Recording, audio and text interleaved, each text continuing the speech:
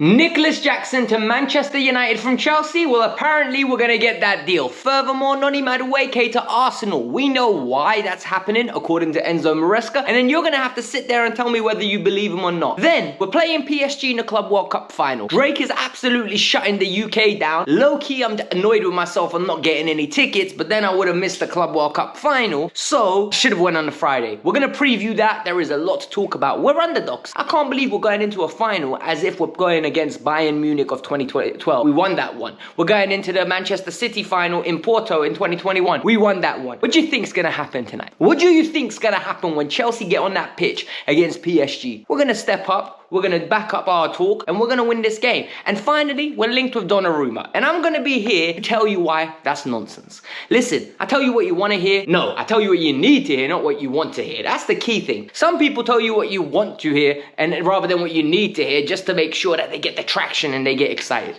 You don't get that on this channel. I'm going to break it down, tell you why it's nonsense, tell you why it's absolute poo-poo, caca, pucaria, and then we're going to keep it stepping. So, number one, hit that like button because it's the best way for you guys to say, Alexis, thank you for not being at Wireless today and being here and telling us everything about Chelsea related content. And secondly, subscribe. All summer, I'm going to be the place to be when it comes to Chelsea news and on my TikTok, football regarding news. Yo, we are blowing up on TikTok very quickly by my standards. Blowing up by my standards, right? I am not getting millions of views, but you know what? We're hitting 50,000 views, 25,000 views, 36,000 views. The channel is doing really well. Pin comment below. Go check it out. Let's get started. Manchester United are about to do something that is apparently going to break the internet. Manchester United need a striker. Manchester United need a striker desperately. They don't trust Xerxes. They don't trust my man, Højlund up top. They just said Højlund's dead. Xerxes ain't a striker. We need somebody. They went after Gyökeres. Publicly, may I add, it didn't end well for Ruben Amorim. It's actually very annoying that Ruben Amorim took this job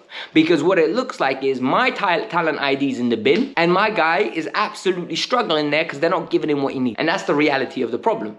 So what's happening? Well, according to French outlets, Nicholas Jackson and Chelsea are going to pass ways, right? And Manchester United are interested in him for £60 million. And a lot of people are going to say, Alex, Fabrizio came out a few days ago and said, it'll take £100 million to take Jackson out of Chelsea. Chelsea will have the lap. Chelsea also have Nicholas Jackson, Joao Pedro's the versatile one, no interest in selling. Let me tell you why that's bullshit. And why that's nonsense. Because we heard the same things about Noni. Let me just pull it back a little bit, all right? Let me rewind a little bit. Number one, this is almost like that Drake Wireless concert. Yeah, if you can't tell, I've got full-on FOMO. Yeah, I've got full-on fear of missing out. I missed out on Friday, the R&B day. Saturday didn't look as good. I'm only like imagining what I'm going to be like tomorrow when I start seeing everything that happened on the Sunday.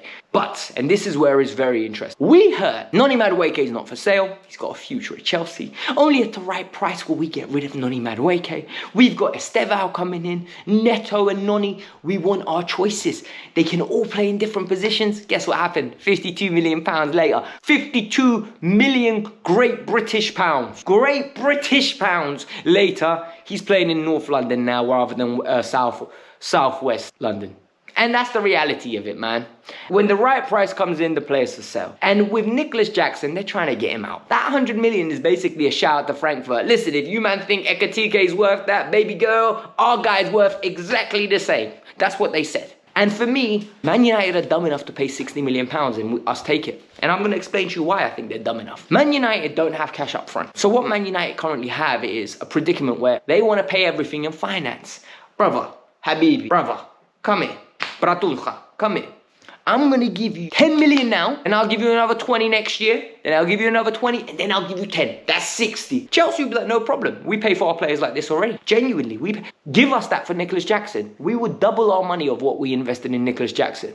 And for them, it is common sense for Chelsea, right? Because you've got Liam Delap, and now you've got Joao Pedro that can do that role. All you need to do now is go back into the market, get a left winger that can do the versatile role in the 9, and be a left winger. Or someone that can play in left wing, 10 and 9. Another Joao Pedro mode player. And then you have Delap, who's out and out 9. You have Joao Pedro, who wants to be a 9. You can really tell. And then you have someone just in case. Me personally, I would promote Shim Maheka to be the 9 and go get me Rodrigo. But it is what it is.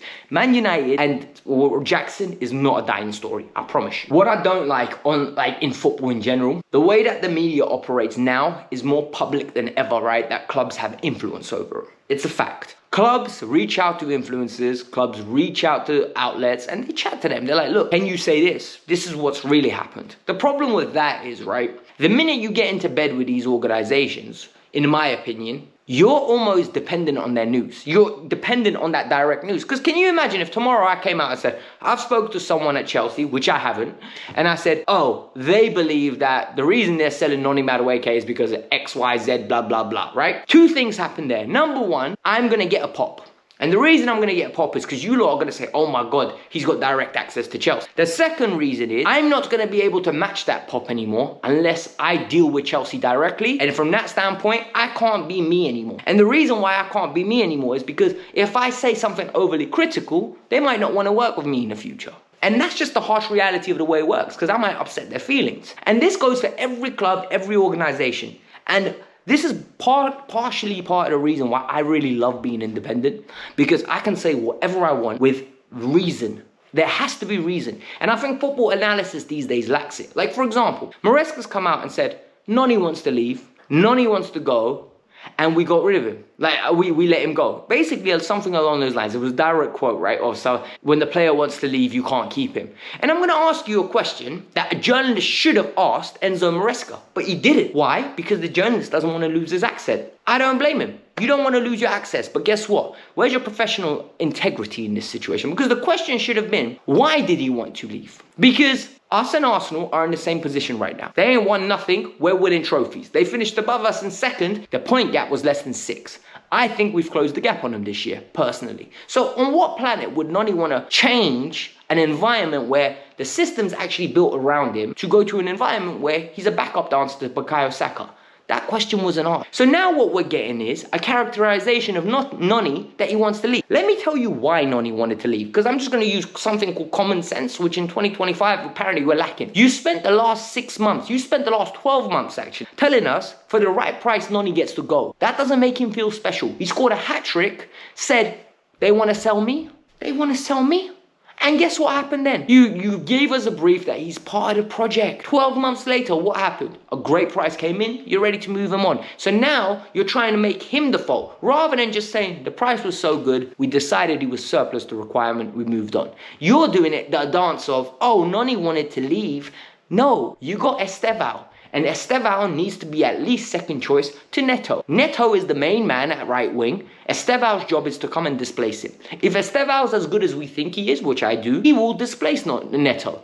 The problem is, if Noni was here, you have 3 players. And this is why I didn't want Kudu. You need to give Estevao a runway to build up momentum to catch Neto. Because if you want him to become the player he will become, he needs to have game time. And Neto is more than competent enough to play on that right wing. My personal opinion. Let me know your thoughts. I just don't like making players look like they're the bad in this situation, because he's not. Noni was a very, very good player for Chelsea. You know, for what we bought him, £29 million, Noni done very well. And there's a reason we sold him for 52 million. So I took a day off yesterday, right? I decided I was going to chill. What I did was I woke up in the morning feeling like P. Diddy. I did not drink no Jack like I'm going to hit the city. I literally woke up because I went out the night prior, came home, took a shower. Next thing you know, took a little nap. Then I decided, oh, I'm not going to record today. I'm going to do a bit of studying. Studied, went to my granddad's barbecue, saw the family, had a great day, right? And throughout the day, I'm seeing people like on YouTube making content talking about Donnarumma to Chelsea, Donnarumma to Chelsea. And I'm like, are we really at a stage here where the news for Chelsea is so popping that we need to talk about Donnarumma to Chelsea? And then I said, no, it's my responsibility to sit here and like educate people that don't know how this game works. Because there'll be people that are new to what, like reading about football and understand and think in their head, rah, Chelsea might get Donnarumma.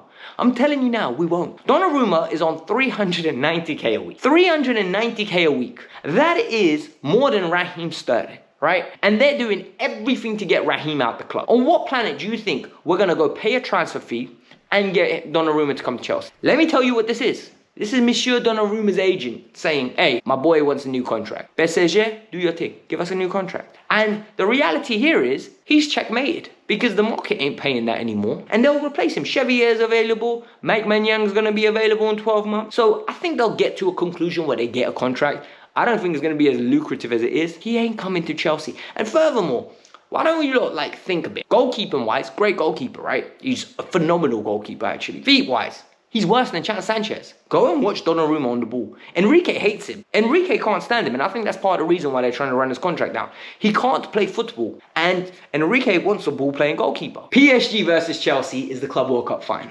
And this is the preview, and I think a lot of people are doing too much. Are we as good as PSG at the moment? No.